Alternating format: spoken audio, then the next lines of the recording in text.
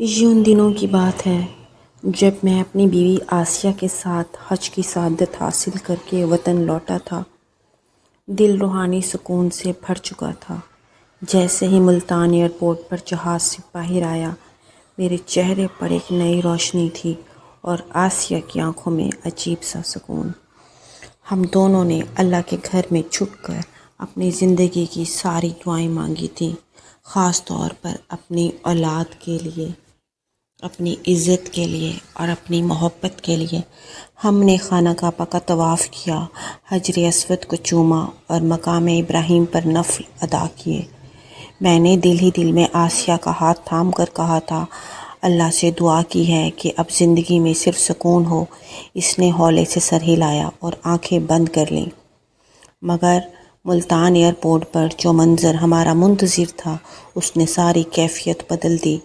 جیسے ہی ہم ایئرپورٹ کے دروازے سے باہر نکلے، میرے تینوں بچے جو میری ماں کے ساتھ مجھے لینے آئے تھے دوڑتے ہوئے گلے لگ گئے، بابا جان بابا جان۔ میں نے ان کے سر چومے اور آسیہ کی طرف دیکھا جو دھیمی سی مسکراہٹ کے ساتھ یہ منظر دیکھ رہی تھی۔ تبھی اچانک ایک بوڑھا فقیر میلی کچیلی چادر میں لپٹا قریب آیا۔ اس کی آنکھیں سرخ تھیں اور چہرہ غصے سے بھرپور۔ اس نے بچوں کی طرف اشارہ کرتے ہوئے زور سے چیخا، یہ زنا کی پیداوار ہیں، ناجائز اولاد ہیں، ان کو اللہ کبھی معاف نہیں کرے گا۔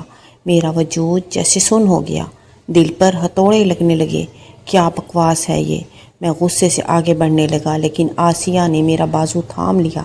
نعمان، لوگ دیکھ رہے ہیں، ہم ابھی حج سے واپس آئے ہیں، صبر کرو۔ میری آنکھوں میں آگ بھڑک گئی، لیکن اس کے لہجے میں ایک ایسی گہرائی تھی جو میرے قدم روک گئی۔ ہم گھر آ گئے، مگر وہ فقیر، اس کی آواز اور اس کی نظریں میرا پیچھا چھوڑنے کو تیار نہیں تھیں۔ ہر لمحہ دل میں یہ سوال تھا، وہ فقیر تھا کون؟ میرے بچوں کو ایسا کیوں کہہ رہا تھا؟ میں نے ملتان کی جامع مسجد کے امام صاحب سے پوچھا، مولانا جی، مسجد کے باہر جو فقیر بیٹھتا ہے وہ کون ہے؟ امام صاحب نے کہا، وہ غلام رسول ہے، پہلے قرآن کا حافظ تھا، کہتے ہیں کسی صدمے نے اس کی عقل چھین لی ہے، بس روتا رہتا ہے۔ میں نے حیرت سے پوچھا، کیا کبھی اس نے کسی کا نام لیا؟ امام صاحب نے سر ہلایا، نہیں، مگر بعض اوقات ایک نام پکارتا ہے، آسیہ۔ یہ سن کر میرا دل بیٹھنے لگا۔ آسیہ میری بیوی کا نام۔ اس رات میں نے آسیہ کو دیکھا، وہ بچوں کے بستروں کو درست کر رہی تھی۔ میں اس کے پاس گیا اور آہستہ سے پوچھا، آسیہ، وہ فقیر تمہیں جانتا ہے؟ وہ لمحہ بھر کو رکی، اس کے چہرے پر ہوائیاں اڑنے لگیں، پھر اس نے نظریں جھکا لیں۔ مجھے کچھ نہیں پتا نعمان، میں اس سے کبھی نہیں ملی، مگر اس کے لہجے میں لرزش تھی اور میرے دل میں ایک وسوسہ، کیا آسیہ کچھ چھپا رہی ہے؟ مگر کیا اور کیوں؟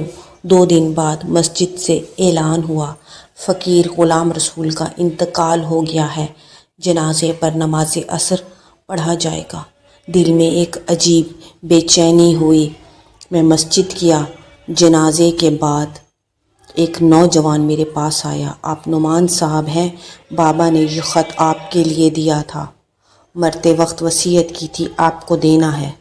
میں نے کانپتے ہاتھوں سے خط کھولا۔ بیٹا نعمان، یہ میں ہوں، تمہارا باپ۔ تم شاید مجھے نہ پہچانو، مگر آسیہ مجھے جانتی ہے۔ میں نے تمہاری ماں سے نکاح کیا، مگر اپنی نادانی، بدگمانی اور انا کے ہاتھوں اسے بے قصور چھوڑ دیا۔ اس وقت وہ حاملہ تھی۔ تم میرے بیٹے ہو۔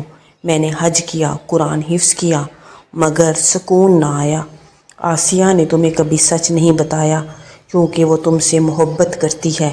وہ نہیں چاہتی تھی کہ تم مجھ جیسے شخص کو جان کر تکلیف پاؤ۔ اس دن ایئرپورٹ پر بد دعائیں دے کر دراصل میں خود کو کوس رہا تھا۔ تمہیں نہیں، مجھے معاف کر دینا میرے بیٹے۔ تمہارا گناہ گار باپ، غلام رسول۔ میں وہ خط لے کر گھر آیا، آسیہ کے سامنے رکھا۔ وہ خاموشی سے پڑھتی رہی اور پھر اس کے آنسو گالوں پر بہنے لگے۔ میں نے پوچھا، کیوں چھپایا مجھ سے؟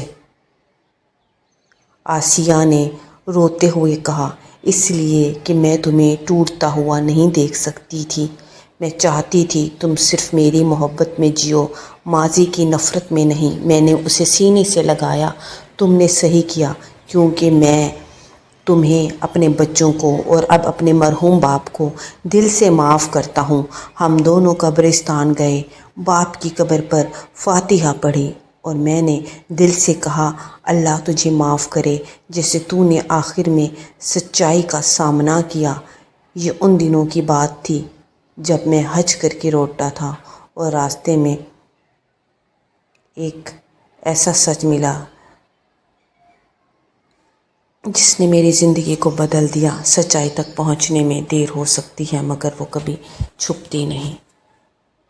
اگر سٹوری اچھی لگی ہو تو میرے چینل کو سبسکرائب ضرور کیجیے گا اور شیئر کرنا مت بھولیں، بیل آئیکن کو